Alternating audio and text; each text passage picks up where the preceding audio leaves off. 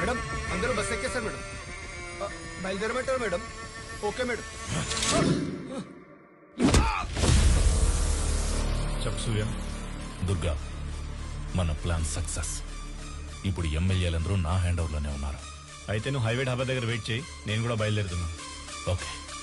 ఏంట్రా ఏంకారా? చెప్పండి madam. Bus బయలుదేరింది. ఇంకా సేపట్లో బెంగళూరు హైవే మీదకి వస్తుంది. ఎవరైనా మన బస్ ని ఫాలో చేస్తున్నారని నీకు అనిపిస్తే వాళ్ళని అక్కడే లేపేయండి.